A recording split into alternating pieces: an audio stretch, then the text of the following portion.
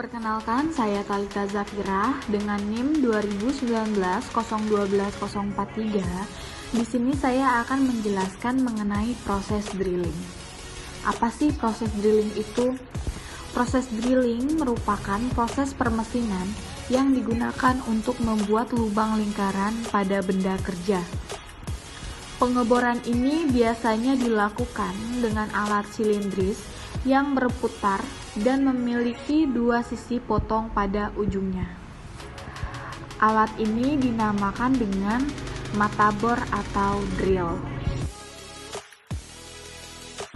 Selanjutnya saya akan membahas mengenai bagian-bagian utama mesin bor duduk. Sebelumnya saya tampilkan gambaran mengenai mesin bor duduk. Yang pertama ada dudukan atau base yang merupakan bagian yang menopang semua komponen pada mesin bor duduk. Yang kedua ada tiang atau kolom yang berfungsi sebagai penyangga bagian-bagian pada mesin bor yang terlibat dalam proses pengeboran. Yang ketiga ada meja mesin yang berfungsi sebagai tempat peletakan benda kerja yang akan dibor. Meja kerja dapat berputar ke kanan dan ke kiri dengan sumbu poros yang terdapat pada tiang atau kolom. Meja kerja juga dapat disesuaikan ketinggiannya secara vertikal untuk menyesuaikan dengan pekerjaan yang dibutuhkan. Yang keempat ada mata bor atau drill yang berfungsi untuk membuat alur atau lubang yang efisien. Yang kelima ada spindle. Spindle merupakan bagian pada mesin bor yang menggerakkan pecekam atau cap dan yang mencekam atau memegang mata bor. Selanjutnya ada spindle head. Spindle head adalah rumah dari konstruksi spindle. Yang terakhir ada kelistrikan. Mesin bor menggunakan motor listrik sebagai penggerak utamanya.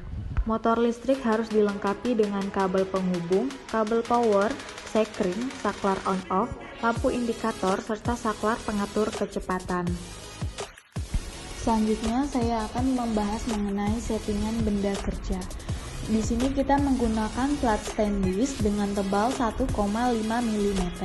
Yang pertama kita pasang benda kerja di atas meja kerjanya, kemudian kencangkan agar tidak bergerak pasca pengeboran berlangsung.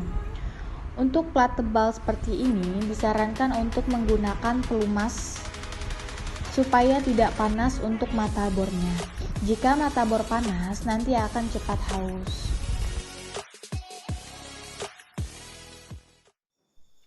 Assalamualaikum warahmatullahi wabarakatuh. Salam dan bahagia. Perkenalkan, nama saya Rohman Wahyu Nur Wahid, NIM 2019-012-044. Saya di sini akan menjelaskan pengertian mesin bor. Mesin bor adalah suatu jenis mesin gerakannya memutarkan alat pemotong yang arah pemakanan mata bornya hanya pada sumbu mesin tersebut. Sedangkan pengeboran adalah operasi menghasilkan lubang berbentuk bulat dalam lembar kerja dengan menggunakan pemotong berputar yang disebut bor. Mesin bor menggunakan sebuah pahat pemotong yang ujungnya berputar dan memiliki satu atau beberapa sisi potong dan galur yang berhubungan kontinu di sepanjang badannya. Galur ini yang dapat lurus atau heliks disediakan untuk memungkinkannya lewatnya serpihan atau fluida. Meskipun bor pada umumnya memiliki 2 galur, tetapi mungkin juga digunakan 3 atau 4 galur.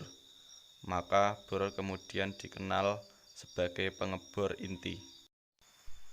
Bor semacam ini tidak dipakai untuk memulai sebuah lubang, melainkan untuk meluaskan lubang atau menyesuaikan lubang.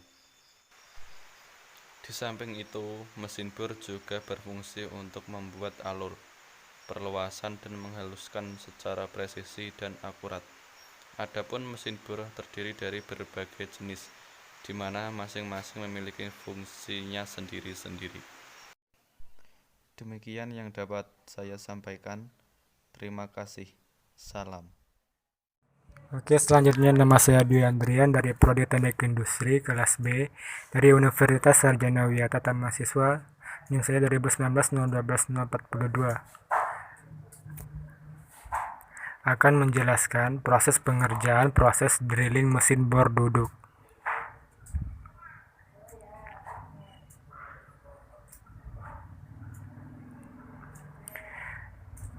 Proses pengeboran drilling adalah proses pemesinan yang digunakan untuk membuat lubang lingkaran pada benda kerja.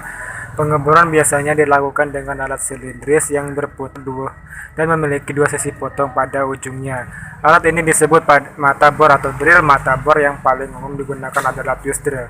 Sebagai gambar berikut contohnya. Untuk mekanisme proses pengerjaan pengeboran adalah sebagai berikut. Yang pertama adalah pemasangan benda kerja.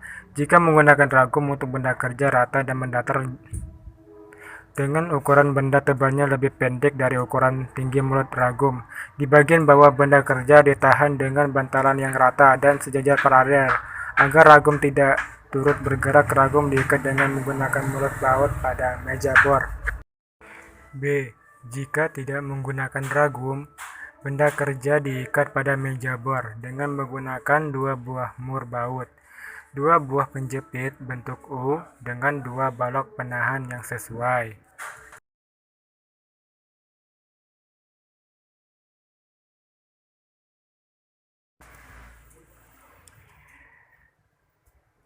Untuk mengebor logam batang berbentuk bulat, benda kerja diletakkan pada sebuah balok V dan dijepit dengan batang pengikat khusus, kemudian ditahan dengan menggunakan balok yang sesuai dan diikat oleh mur baut pada meja mesin bor.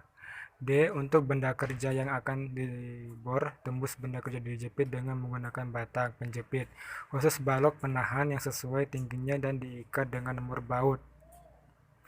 Kedua, pemasangan mata bor pada cak. A.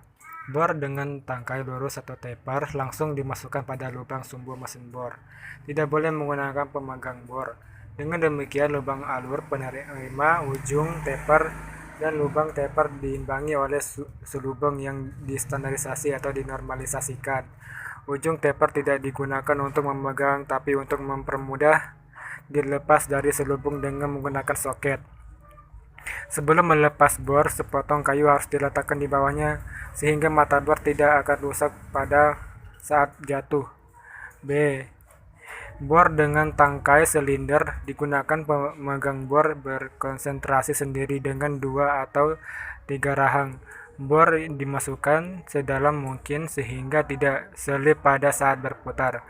Permukaan bagian dalam pemegang berhubungan dengan tangkai mata bor, sehingga menghasilkan putaran bor.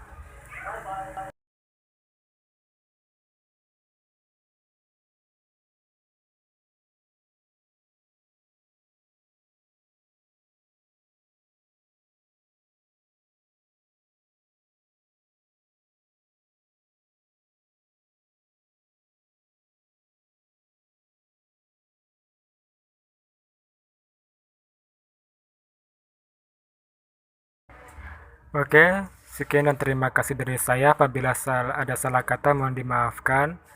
Wabillahi taufiq wal hidayah. Wassalamualaikum warahmatullahi wabarakatuh.